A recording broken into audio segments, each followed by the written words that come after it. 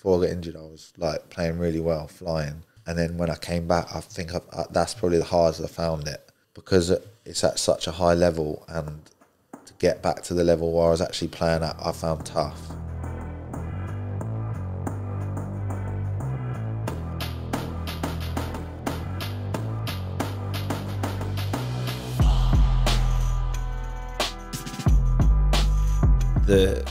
Obviously having a look at your career, I know you suffered with injuries during those 2 seasons, you know, ankle problems, but when you were fit, you played. Yeah. So, you know, we talk to people about injuries all the time, but really, like, the direction I want to go with you on this is that how challenging was it for you to get over injuries, to get back to the level of fitness or level or you know, standard that you needed to get straight back into the team, knowing that if you were fit, you were going to get picked? Yeah. Yeah, when I was at Ipswich, I think I half knew that I would get straight back in straight away, even like after like a week's training, because like it was never like that sports science mode where they were worried about me getting re-injured or anything. It was like, if I'm fit, I'm going to play. I think this year, obviously, I injured my ankle in February this season again, my other ankle, and I missed eight and a half weeks. And before I got injured, I was like playing really well, flying. And then when I came back, I think that's probably the hardest I found it, because it's at such a high level, and to get back to the level where I was actually playing at, I found tough. Even in training and stuff, it's like, it's not just like a switch, you know, just like turn it on. Like, I found it hard to get back up to speed. And yeah, I was on the bench for one game, and then I played after. But yeah, still, it's like you can't really replicate as much as you want to in training. It's different in a game, isn't it? And it's harder to get up to speed, and it's not an easy thing to do. And everyone thinks it's just like, you're fit now, you should be playing well, but it can be tough, definitely. It's obvious you talk about after, when you get back to the level, you acknowledge that the period of time in between was challenging. But during that time, you don't acknowledge it's challenging. You just think you should be at that level straight away. Yeah. How, for people obviously dealing with that approach, and for dealing with the issue of trying to regain a certain level or certain standard of football that they've been at after having suffered an injury, how best can you do that, and how best can you deal with those emotions? Good question. It's hard, because like, even now, like when we have like a couple of days off, right, it's like running thing. When we have a couple of days off, say we have like Sunday, Monday off, we're coming on Tuesday, like, you feel awful, and like the standard of training is not as good. Like, it just never is, and that no one knows why that is. Like, can't put a finger on it, but it's hard.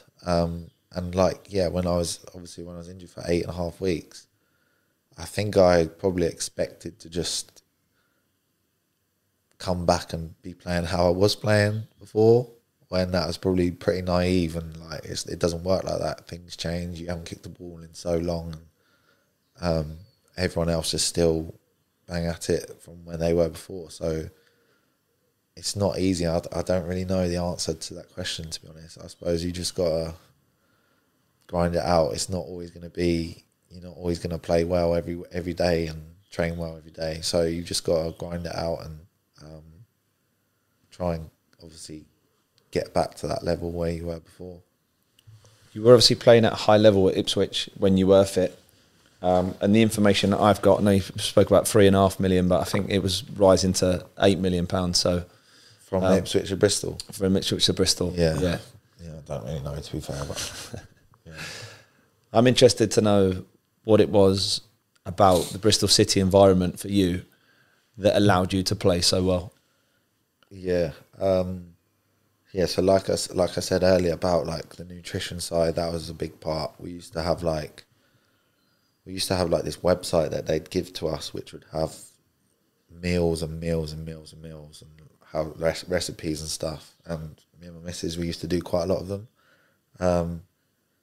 that definitely helped from that side, that point of view. And just like the strength stuff, like that was the first time I've properly done like leg weights and stuff. And we used to have strict programs, individual programs.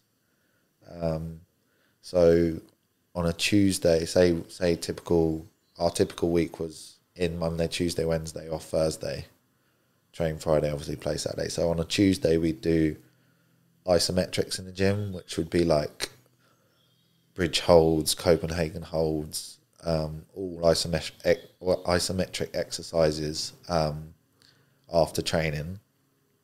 And then on the Wednesday, obviously we'd have like a heavier day. We would also do 2 top speed sprints to prevent like your hamstring injuries. Is that my phone? That's mine. Is it? In the corner. Yeah. So yeah, we do 2 like top speed sprints, which is massive because if you think about it, in training you might not sprint full pelt, and then when you come to a game, you all of a sudden want to sprint full pelt, and then your hamstring goes. I think that's a big way of preventing that, and that's like the first time I've ever done that. And then so after training, then we would do leg weights. So we'd do like trap bar deadlifts, do Nordics, big one. We'd do a lunge, like a reverse lunge, and we'd also do like a sissy squat. 4 exercises, like plain and simple. But on the trap bar, it would all be recorded, so that we used to have like these. There were things called like gymaware, so it's like an attachment around the bar linked to an iPad. So it measures, like, you type in the weight where you've got it on, and it measures your power, and you've got to get above like a certain amount. And then, so one week, say you do 120 kg, next week you do 125, then you do 130, then you do 140, and then you stop it at 140, and then you'll have like a deload week. And like, that was massive because we had no hamstring injuries that season. And like, I struggled with my hamstrings before. I used to get one like every season. And that was like massive because it gave me the chance to train every day.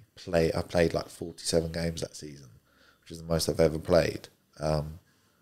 So that was a big difference for me because like at Ipswich, fair enough, like that's just not how they do it. Like they didn't do the sports science side of it, but I think like nowadays you sort of have to because of how tough the schedules are and how much like load it is. You need to know exactly how much like the players are doing in training and in games.